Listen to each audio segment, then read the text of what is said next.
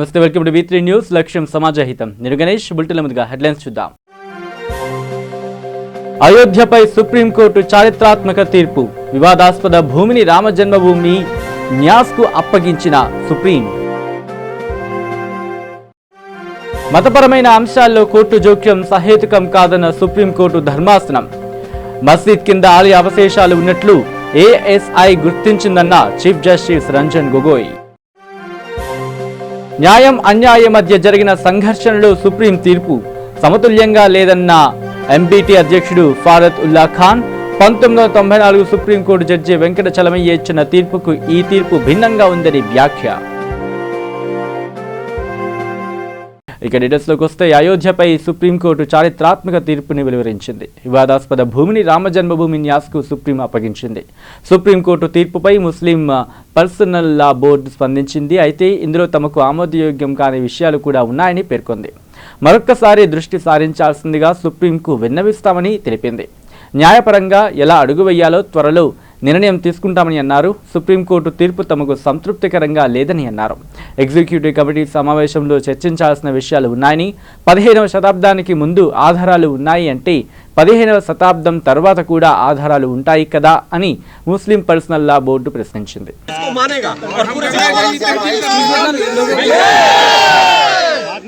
एक ही नारा, एक ही नाम, जय श्री राम, जय नारा, एक ही नाम, जय श्री राम, जय श्री राम। स्वामी चक्रपाणी महाराज की मतलब सुन्नी वक्फ बोर्ड के लिहाज से उनके पास कोई लीगल प्रोसीडिंग। मैडम अपना मोबाइल नीचे कर लीजिए, नीचे कर लीजिए। ऑलरेडी रिजेक्ट हो चुका है, निर्मोही अखाड़ा का ऑलरेडी रिजेक्ट हो चुका है, तो फिर अब बचा अब तो सर रामलला विराजमान बचे इसमें। हाँ जी, हेलो सुन्नी के लिए एडवांस, हाँ जी सुन्नी बोर्ड के लिए एडवांस, मैं यही लाइन में हूँ। सुन्नी वक्फ बोर्ड के लिए एडवांस ऑर्डर आ गया है, शिया वक्फ बोर्ड इसमें इन्वॉल्व नहीं है, वो उसको पहले ही रिजेक्ट कर दिया गया। निर्मोही अखाड़ा जो ऐतिहासिक फैसला आया है honourable supreme court of India, इस जजमेंट का हम स्वागत करते हैं। पूरे दुनिया में जो विश्वास था उस विश्वास को कायम किया और सुप्रीम कोर्ट ने ये फैसला देकर एक शांति का माहौल आया है और पब्लिक मेजॉरिटी यही चाहती थी। हम इस बात को कि बहुत शुक्रगुजार हैं और हमें बहुत अच्छा मुसलमानों के लिए आप सही है। हाँ जी, मुसलमानों के लिए जो भी है वो जजमेंट जो है कि उसमें गवर्नमेंट ऑफ इंडिया की को डायरेक्शन दी है, वो जगह उनको देगी जो भी उनका क्लेम है और उनका भी उन्हें भी हक मिला है, ऐसा नहीं है कि नहीं, सबको हक है। मगर कोई भी पुख्ता सबूत कोई भी सुन्नी सेंट्रल वक्फ बोर्ड नहीं दे पाया है। इसीलिए सुप्रीम कोर्ट ने कहा है, एक डायरेक्शन दी है कि ट्रस्ट क्रिएट किया जाए, उसमें निर्मोना अखाड़ा के लोगों को अप्रोप्रिएटली उनको एडजस्ट किया जाए और उसको 3 महीने के अंदर वो किया जाए और उसको उसी को मंदिर बनाने का अधिकार दिया जाए। साथ ही साथ उन्होंने सुन्नी सेंट्रल वक्फ बोर्ड के और मुस्लिम लोगों के भावनाओं का कदर करते हुए उन्होंने कहा कि एक 5 एकड़ जमीन या तो राज्य सरकार या केंद्र सरकार कहीं अच्छी जगह उसको अलॉट करे वहीं पे और उसके लिए उनको सौंपे और उसके निर्माण कार्य के लिए भी उसमें सुविधा प्रदान करे। There was a Supreme Court has said that there is a continuous unembedded position of the Hindus on the Ram Mandir and there was continuous worship since 22nd December midnight and the Muslims could not establish their case of continuous namaz. So the Supreme Court held that the Ram Mandir be constructed and it should be entrusted to a trust which has to be constituted within 3 months and 5 acre land should be given to the Sunni Central Waqf Board for construction of a masjid, a mosque at a appropriate place. This is the entire thing the Supreme Court ज़्यादा move करता दिखाई दे रहा है। यानी कि देखिए, हम आपको इंटरप्रिटेशन नहीं बता रहे, हम आपको डायरेक्टली बता रहे हैं कि अंदर से क्या कहा जा रहा है, लेकिन ये चीज़ समझना ज़रूरी है कि अभी तक जो जो चीज़ें सामने आई हैं भाई जी अरे भाई वीडियो एलएस कैमरा पीछे कर ले यार फ्रेम से। अच्छा ये पूछा जा रहा है, ये मालिकाना हक में कानून हाँ में यार, देखा वो जाए आएगा नहीं। कोई बात नहीं, तो इसमें फिर क्या समझा जाए इसका इंतजार। देखिए अंजना, जो चीजें अंदर से आ रही हैं, जो चीजें अंदर से आ रही हैं वो सारी चीजें यहाँ पर बताई जा रही हैं, लेकिन मैं आपको जो इन्फॉर्मेशन अभी दे रहा हूँ वो 2-3 चीजें हम पहले से क्लियर कर देते हैं। पहला तो सुन्नी वक्फ बोर्ड को लेकर ఇక బాబ్రీ మస్జిద్ నిర్మాణ తేదీపై స్పష్టత లేదని, విగ్రహాలు మాత్రం 1949లో ఏర్పాటు చేశారని ఈ సందర్భంగా సీజేఐ పేర్కొన్నారు. మతపరమైన అంశాల్లో కోర్టు జోక్యం సహేతుకం కాదని వ్యాఖ్యానించారు ఆయన. మస్జిద్ కింద ఆలయ అవశేషాలు ఉన్నట్లు ఏఎస్ఐ గుర్తించిందని అన్నారు ఆయన. తద్వారా రామాలయం ఉన్నట్లు పరోక్షంగా కోర్టు ధృవీకరించినట్లయింది. ఈ క్రమంలో షియా వక్ఫ్ బోర్డు అఖాడా వాదనను న్యాయస్థానం తోసిపుచ్చింది. యాజమాన్య హక్కులు కోరుతూ షియా వక్ఫ్ బోర్డు దాఖలు చేసిన పిటిషన్ను కొట్టివేసింది. लोग चाहते हैं कि अच्छी और भारत माता की जय, भारत माता की रोलिंग अब 1-2 मुद्दे और हैं वो हल हो जाएं तो देश का मुसलमान जो है वो राष्ट्रीय एकता के अंदर आगे बढ़ सकता है। देश के अंदर जो दरारें हो गई थी उन्हें आज पूरा करने का वक्त है। समझदारी के साथ देश के मुसलमान आगे बढ़े, अपने हिंदू भाइयों के साथ मिलकर अयोध्या के मुद्दे को जो है आपसी सहमति से देश की एकता के लिए इस निर्णय को माने, अमन शांति के साथ वो देश के लिए काम करें। आप चाहते हैं कि हिंदू मुस्लिम मिलकर राम मंदिर का निर्माण करें? देखिए वहाँ जो मस्जिद बनेगी उसमें हिंदू भाई सहयोग करेंगे और जो मंदिर बनेगा उसमें मुसलमान सहयोग करेंगे। देश को जोड़ने वाला है, क्योंकि अब तक वो ताकतें सरकार में थी जो इस मुद्दे को हल नहीं करना चाहती थी। 6 साल के अंदर नरेंद्र भाई मोदी की सरकार जब से आई है इस मुद्दे को हल करने के लिए कदम बढ़ाया था। आज उसकी विक्ट्री हुई है, जीत हुई है। और ये मुद्दा ऐसा था जिस देश के लोगों को बांटा था। 130 करोड़ लोगों के दरमियान में खाई खरीदी थी, आज वो खाई हट गई है और देश का मुसलमान और हिंदू दोनों खुश हैं। देश का मुसलमान चाहता है कि वो मंदिर बने, देश का हिंदू चाहता है कि जो जगह दी गई है उस पर मस्जिद बने। और अब मेरी अपील है, गुजारिश है देश के सभी लोगों से कि अपने सारे इख्तलाफात, सारी दूरियां मिटाकर देश हित में राष्ट्र निर्माण के लिए आगे बढ़ें और एक दूसरे का सहयोग करके देश के मुद्दों को हल करें। ఇక సుప్రీంకోర్టు అయోధ్య తుది తీర్పుపై విషయానికి సంబంధించి Muslim personal law board international court of justice దృష్టికి తీసుకువెళ్లాలని ఎంబీటీ అధ్యక్షుడు ఫారత్ ఉల్లా ఖాన్ కోరారు. చెంచల్గూడలోని ఎంబీటీ కార్యాలయంలో ఆయన మీడియాతో మాట్లాడుతూ న్యాయం అన్యాయం మధ్య జరుగుతున్న సంఘర్షణలు సుప్రీంకోర్టు తీర్పు మాకు సమతుల్యంగా లేదని తన అభిప్రాయాన్ని వ్యక్తం చేస్తూ గతంలో 1994లో సుప్రీంకోర్టు జడ్జ్ వెంకటచలమయ్య ఇచ్చిన తీర్పుకు ఇప్పుడొచ్చిన తీర్పుకు భిన్నంగా ఉందని అన్నారు. हम तो बारहा ये ऐलान करते रहे कि हम हर उस कानून के साथ है जो कानून के रूह के मुताबिक इंसाफ करे, लेकिन आज का जो फैसला है,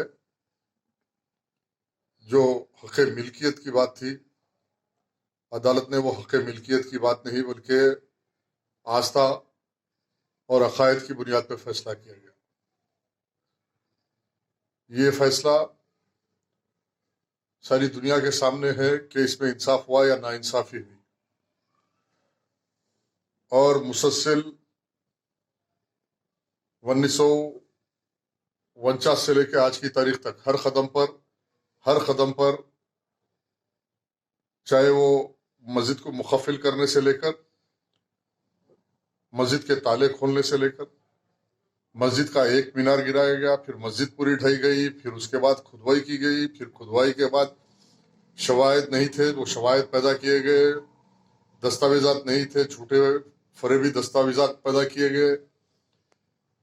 एक मुसलसल नाइंसाफियां होती रही और हिंदुस्तान का मुसलमान बारहा ऐलान करता रहा कि हम कानून में यकीन रखते हैं और कानून के मुताबिक फैसला करेंगे। लेकिन आज बड़े अफसोस के साथ और दुखी दिल के साथ मैं ऐलान करता हूं कि the preamble of the constitution is very clear. दस्तूर के पहले सफ़े पे लिखा हुआ है कि justice should not be seen, justice should be felt. Justice दिखना नहीं, जस्टिस का एहसास होना चाहिए समाज में।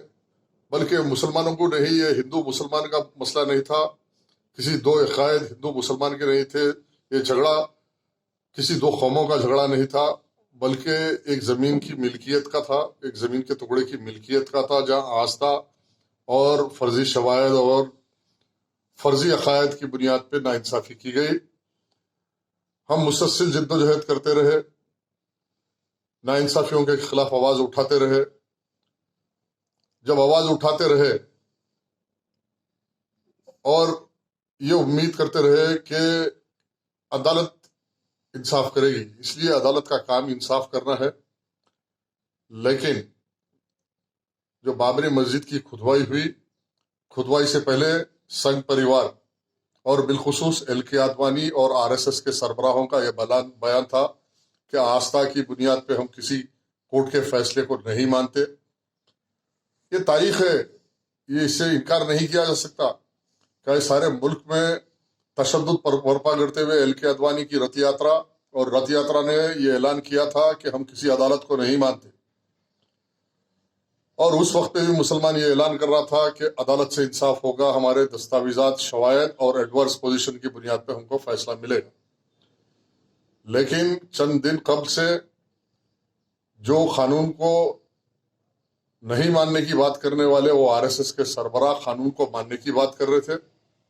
जो मुसलमानों को देखना पसंद नहीं करते थे वो मुसलमानों से बैठ के बात करने की ख्वाहिश कर रहे थे। ये तमाम साजिश और इशारात की बुनियाद पे ये सामने आता है कि ये एक प्री डिटरमाइंड जहन बनाकर फैसला किया गया है, और ये इस मुल्क के अंबेडकर, डॉक्टर भीमराव अंबेडकर ने जो कानून को कायम किया था, तरतीब दिया था आज़ाद हिंदुस्तान के लिए, BR अम्बेडकर के आइन और दस्तूर की रूह के मुताबिक ये फैसला नहीं है। अगर कोई सुप्रीम कोर्ट के जज है, मुअज़्ज़ज़ जज है, तो उन्होंने भी शपथ ली है इस कॉन्स्टिट्यूशन की बालादस्ती और कॉन्स्टिट्यूशन की हिफाजत, और कॉन्स्टिट्यूशन के मुताबिक फैसला करेंगे। लेकिन आज अजीब व गरीब मंजर ये देखने को मिल रहा है कि ये फैसला आइन की रूह के मुताबिक नहीं है, कॉन्स्टिट्यूशन के मुताबिक। ఇక మహబూబ్ నగర్ జిల్లా చిన్న చింతకుంట మండలం అమ్మాపూర్ గ్రామ కొండలలో వెలసిన పేదల తిరుపతి శ్రీ శ్రీ శ్రీ కురుమూర్తి స్వామి బ్రహ్మోత్సవాల సందర్భంగా స్వామివారిని దర్శించుకున్నారు దేవరకద్ర ఎమ్మెల్యే ఆల వెంకటేశ్వరరెడ్డి. దేవరకద్ర నియోజకవర్గ ప్రజలకు మరియు తెలంగాణ ప్రజలకు టీఆర్ఎస్ ప్రభుత్వానికి స్వామివారి ఆశీస్సులు ఎల్లప్పుడూ ఉండాలని కోరుకున్నట్లు ఆయన తెలిపారు.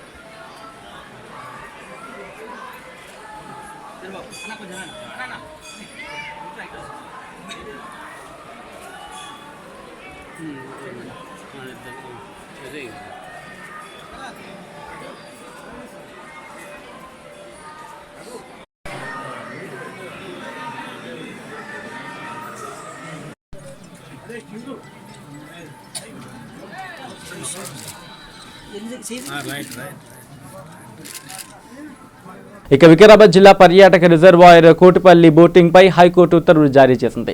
కోటిపల్లి ప్రాజెక్టులో దాదాపు 6 సంవత్సరాల నుంచి ప్రోగ్రెసివ్ తెలంగాణ ఫౌండేషన్ ఆధ్వర్యంలో బోటింగ్ ప్రారంభించారు. స్థానిక మత్స్యకారులు అభ్యంతరం వ్యక్తం చేయడంతో ఇరిగేషన్ అధికారులు బోటింగ్ గత నెల 29న నిలిపివేశారు. నిలిపివేసిన బోటింగ్ కొనసాగించాలని హైకోర్టులో పిటిషన్ దాఖలు చేయడంతో అత్యున్నత న్యాయస్థానం ప్రోగ్రెసివ్ తెలంగాణ ఫౌండేషన్ తిరిగి బోటింగ్ ప్రారంభించాలని తెలిపింది. 30 మంది యువతీ యువకులు ఉపాధి కోల్పోవడం అన్యాయం అని కోర్టు తెలిపింది. దీంతో స్థానిక యువతీ యువకులకు ఉపాధి అవకాశాలు లభిస్తున్నప్పుడు అభ్యంతరంగా ఉండకూడదు అని తెలియజేసింది. ఈ ప్రాజెక్టును ప్రభుత్వం పర్యాటక కేంద్రంగా అభివృద్ధి చేయాలని స్థానికులు కోరుతున్నారు. పర్యాటకులు ఇతర రాష్ట్రాల నుంచి వచ్చి బోటింగ్ చేసి ఆనందం వ్యక్తం చేస్తున్నారు. స్థానిక వ్యాపారస్తులు మా కుటుంబాలకు జీవనోపాధి దొరుకుతుంది అని అన్నారు.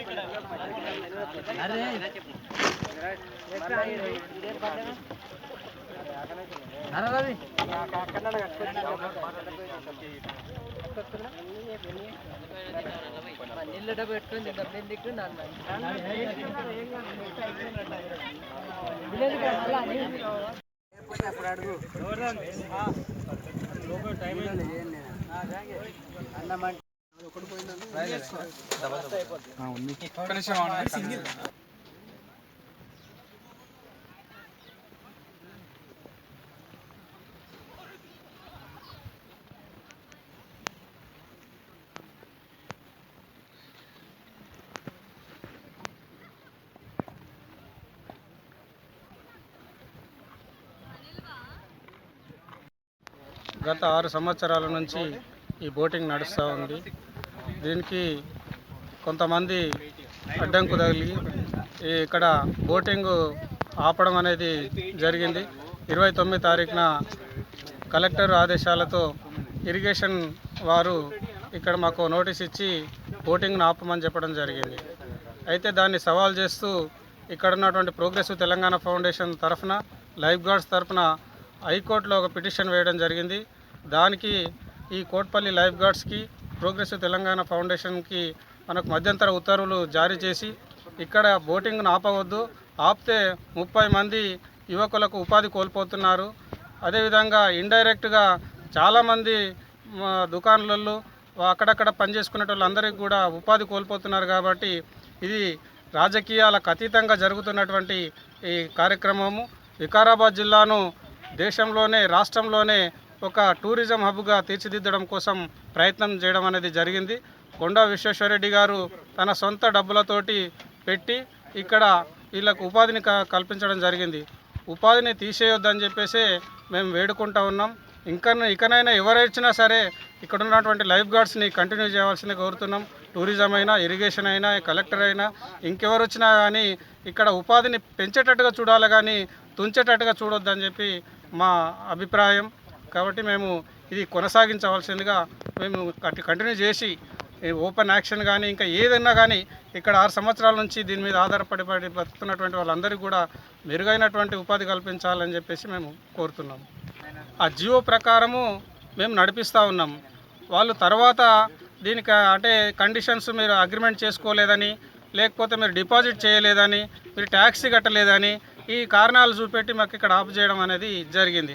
కానీ మాకున్నటువంటి జీవోలలో ఎక్కడ కూడా అగ్రిమెంట్ చేసుకోమని కానీ, డిపాజిట్ చేయమని కానీ, ఇంకా ఎట్లాంటి ట్యాక్స్ కట్టమని కానీ మాకు జీవోలో లేదు.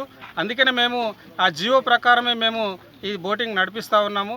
కాబట్టి ఇప్పుడు కూడా ఆ జీవోల ప్రకారంగానే మాకు మధ్యంతర ఉత్తర్వులు జారీ చేయడం అనేది జరిగింది హైకోర్టు.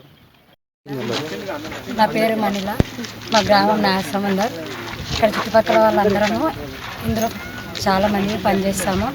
చేనులలో వ్యవసాయం చేసుకునే వాళ్ళము. ఇక్కడ వచ్చాక చాలా హ్యాపీగా ఉంది. ఇది బంద్ చేశాక ఎక్కడ ఏం పని చేసుకోవాలో అర్థం కాలేదు. అందుకే అందరికీ కోరుకుంటున్నాము, ఎవరైనా సరే మాకు ఉపాధి కల్పించుకోవాలని కోరుకుంటున్నాం. నేను జేకేఎంఆర్ పీటీఎఫ్ ఆధ్వర్యంలో నిర్వహిస్తున్న ఈ బోటింగ్కు ఈ దాంట్లో లైఫ్ గార్డ్గా చేస్తున్నాను.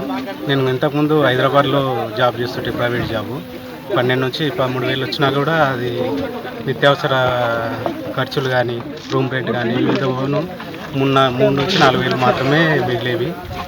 కాబట్టి జేకేఎంఆర్ ఫౌండేషన్లో చేరిన తర్వాత 8 నుంచి 12,000 వరకు వస్తుంది. 12,000 వస్తుంది. దీంట్లో మాకు ఎలాంటి ఖర్చులు ఉండవు. ఎందుకంటే మాకు 2 కిలోమీటర్స్ రానుకోను, బై వాక్ అయినా వెళ్ళొచ్చు, వెహికల్ ఉంటుంది.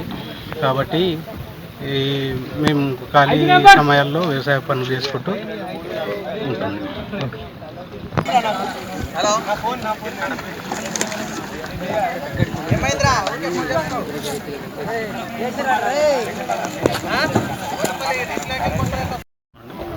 ఇక్కడ అనంతగిరి వచ్చినాం. అక్కడ వచ్చిన తర్వాత ఇది బాగుందని చెప్పి ఇక్కడికి వచ్చినాం. ఇక్కడ వచ్చినాం కానీ అంత బాగుంది. కానీ చిన్నపిల్లలకు ఒక బోటు పెడితే బాగుంటుంది. ఇక్కడ ఒకటి ఎవరంతా వాళ్ళు బోటింగ్ చేసుకుంటే బాగానే ఉంది. అది చిన్నపిల్లలకు పనికొస్తలేదు. దాని గురించి గవర్నమెంట్ నుంచి ఒక బోట్ అరేంజ్ చేస్తే చాలా బాగుంటుంది నా ఉద్దేశం. నా పేరు విక్రాంత్. నేను వసంత్ నగర్ హైదరాబాద్లోకి వచ్చినాను. ఇక్కడ రిజర్వాయర్ చూడడానికి వచ్చినాను. ఇక్కడ బాగుంది కానీ బోటింగ్ మనమే చేసుకోవాలి. ఇక్కడ మనము చిన్నోళ్ళకు వేరే వాళ్ళు బోటింగ్ చేస్తే మనం కూర్చుంటే బాగుంటుంది. వచ్చేస్తుంది. వారం రోజులు చాలా కష్టపడి వచ్చిన తర్వాత ఇటువంటి నేచర్లో ఎంజాయ్ చేస్తుంటే చాలా ఉత్సాహంగా ఉంటుంది. ఇటువంటిది ఇంకా ఇటువంటి నేచర్ పార్క్స్ అరేంజ్ చేస్తే ఇంకా బాగుంటుంది. अच्छा रहता है, पब्लिक आती है, गिराक होता है इधर भी. हम लोग भी जीते, उन लोग भी काम करते ना, इन लोगों को भी मेहनत करना पड़ता है. उन लोग भी कमाने को आए, ऐसा है और कुछ भी नहीं. उनका भी फायदा, हमारा भी फायदा.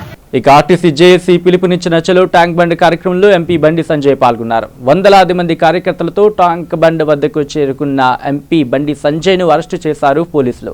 ఆయన అబిడ్స్ పోలీస్ స్టేషన్కు తరలించారు. ఈ సందర్భంగా పోలీసులు బీజేపీ కార్యకర్తలకు మధ్య తోపులాట జరిగింది. కార్యకర్తలపై దురుసుగా ప్రవర్తించిన పోలీసుల తీరును బండి సంజయ్ తప్పుబట్టారు. కార్యకర్తలపై లాఠీచార్జ్ ఆపాలంటూ నిలదీశారు. శాంతియుతంగా నిర్వహించిన ఆందోళనపై దౌర్జన్యం తగదని అన్నారు. తాము చేస్తున్న ఉద్యమం పోలీసులకు వ్యతిరేకం కాదని చెప్పారు. సమస్యను పరిష్కరించాల్సిన ముఖ్యమంత్రి రాజకీయ పార్టీలు, కార్మికులు, పోలీసులకు మధ్య విద్వేషాలు రెచ్చగొడుతున్నారని మండిపడ్డారు. సమైక్య పాలకులు కేసీఆర్కు తేడా లేదని సామాన్య ప్రజలు సైతం గుర్తించారని విమర్శించారు. ఇప్పటికైనా కేసీఆర్కు కనువిప్పు కలగాలని, లేదంటే ఉద్యమం తీవ్రతరం చేస్తామని హెచ్చరించారు. చలో ట్యాంక్ బండ్లో ఎంపీతో పాటు బీజేపీ రాష్ట్ర కార్యవర్గ సభ్యుడు కొట్టె మురళీకృష్ణ, బీజేపీ కరీంనగర్ నగర అధ్యక్షుడు బేతి మహేందర్ రెడ్డి, బీజేపీ నాయకులు బల్బీర్ సింగ్ పాల్గొన్నారు. పోలీసుల లాఠీ చార్జీలో బేతి మహేందర్ రెడ్డి సహా పలువురు కార్యకర్తలు గాయపడ్డారు. కూడా విలువడకుండా లాఠీ చార్జ్ చేయడము, తలలు పడగడము, చేతులు వేయడం, వాళ్ళు ఏ పాపం చేసి కాదు. టీఆర్ఎస్ పార్టీకి ఓట్లేసి ఈయనను ఒక దౌర్భాగ్యాన్ని ముఖ్యమంత్రి చేయడమే వాళ్ళు చేసిన పొరపాటు.